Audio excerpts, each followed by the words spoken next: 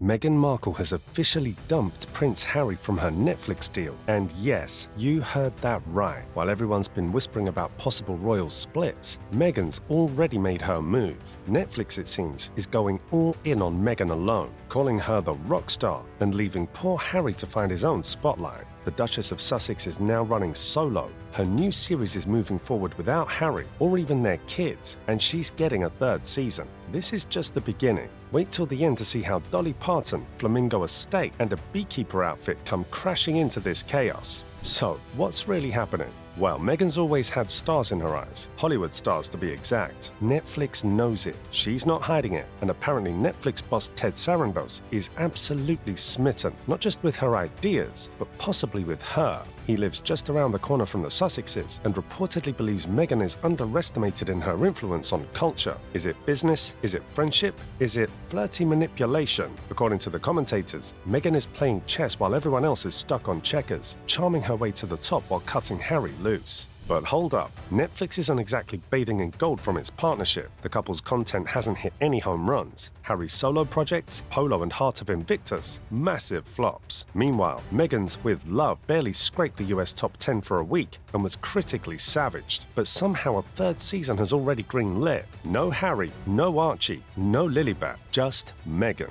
Because, well, Netflix is thinking long-term. If a divorce is coming, they're betting on the one who brings more media heat. Hint, it's not Harry. And if you thought Meghan was stopping at Netflix, hold your tiaras, because there's already talk of a post-divorce book.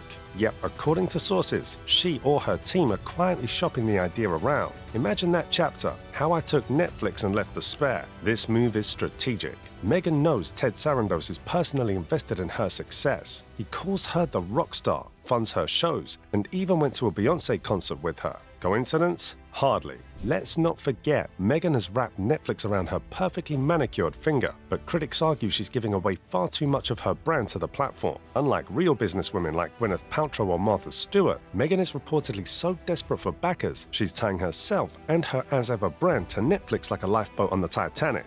And oh boy, As Ever is a mess. While Netflix is being dragged along for Meghan's lifestyle chaos, the brand itself is reportedly amateur hour. Reviewers have described the products as pedestrian. The launch batch was so tiny it didn't even appear on eBay. And worst of all, there's been no restock for months. Meghan apparently thinks exclusivity equals luxury, but in reality, it's just plain lazy. Her marketing, next to none. No newsletters, no promos, no clear brand message. Just vibes. Blueberry washing vibes. Literally. She posts about rinsing blueberries like it's high culture. Critics say she's still depending on the Duchess title to do the heavy lifting, not effort. But for a brand meant to feel premium, there are reports of crooked stickers, vague photos, and year-old content repackaged to look new. If you're wondering if she's rethinking her strategy, she's not. She's too busy recycling old shots and reposting herself on Instagram like it's groundbreaking content. That's not a launch, honey. That's a soft flop. Meghan Markle's last Netflix documentary with Prince Harry also caused major drama, as many of Meghan's claims were later questioned and debunked. One of her biggest claims was that she received no training when joining the royal family, comparing her experience to the Princess Diaries, saying no one showed her how to curtsy or use the correct fork. However, insiders revealed that this wasn't true. She had been offered support and even declined Queen Elizabeth's suggestion to have Sophie, Countess of Wessex, as a mentor to help guide her. Prince Harry had also claimed in the trailer that lies were told to protect his brother and accused the palace of institutional gaslighting. But Dickie Arbiter, Queen Elizabeth's former spokesman, firmly denied this and said their story had more holes than a colander. He added that the couple gave mixed messages and had lost public trust. Meghan had further claimed that their royal security was unfairly taken away, but according to Dickie, it happened because they moved to the United States and taxpayers were not going to fund protection for royals living abroad. In another scene, Meghan said she was advised not to invite her niece Ashley Hale to her wedding, yet palace insiders told Nine Honey that they never gave her such advice, and that Meghan likely made that decision herself to avoid media attention. Meghan's relationship with her half-sister Samantha Markle has also been strained. After Meghan's Oprah interview, Samantha accused her of spreading false and malicious lies about her rags-to-royalty story. Samantha later took legal action, claiming that Meghan's words caused her public shame, humiliation, and hatred on a global level. Meanwhile, Meghan's having a hard time getting big names to say yes to her. She reportedly tried to pull in Beyoncé, Taylor Swift, Megan Thee Stallion, and even Dolly Parton for her Netflix show. all said nope. According to insiders, even Dolly didn't want to be dragged into Meghan's brand vortex. And who did they end up getting? Chrissy Teigen, a woman many view as an even bigger online bully than Meghan. That's quite the marquee guest for season 2. Yikes.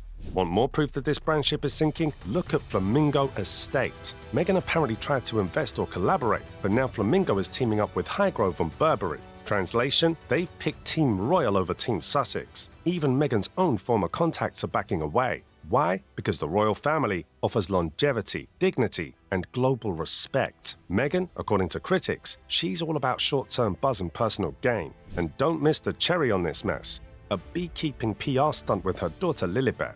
The video shows little Lily in what looks like a DIY beekeeper suit. Critics say it's unsafe, possibly staged, and lacking any real beekeeping equipment, just like Meghan's previous bee photo shoot. Jeans, clean outfit, spotless hive. Real beekeepers immediately called it out as fake. So, was it real, or just another carefully curated moment for Instagram? I'll let you buzz on that. Behind all the drama, Meghan's still trying to sell the narrative that her brand is thriving. But with no top talent, no clear branding, and no substantial content, even Netflix's loyalty seems tied more to personal connections than business sense. Some execs compare her deal to Phoebe Waller-Bridge's failed Amazon contract, renewed quietly with far less money just to save face. No one wants to admit they were wrong. It's not about merit, it's about optics. Meghan's new deal will likely be smaller, more restrictive, and entirely hers, because Harry's content just didn't perform. And Spotify? They had the guts Netflix doesn't. They called the Sussex duo grifters, dropped them like a hot mic, and moved on. Honestly, Netflix should have done the same. But instead, they're doubling down on a woman who critics say doesn't promote her projects, doesn't stock her brand, and doesn't seem to understand her own audience. Let's be real. People aren't watching Meghan to be inspired. They're watching to see the train wreck. Her podcast tanked after the first week, dropping out of the top 200. Her lifestyle brand barely launched, and her social media strategy is stuck in 2015. She doesn't market, doesn't restock, and doesn't clarify anything. She just posts a vague caption, stir, sip, repeat, and expects people to beg for more. Girl, it's a teacup, not a movement. The hard truth? Meghan isn't delivering. Not as a content creator, not as a brand owner, not as a businesswoman. Her real strategy seems to be, please give me money because I'm a duchess. And Ted Sarandos? He's blinded by personal loyalty, dragging Netflix along for the ride. But for how long? This story isn't just about Meghan's brand mess. It's about influence, manipulation, and how a title can carry you further than talent if you play the PR game right. But that game, it's running out of time.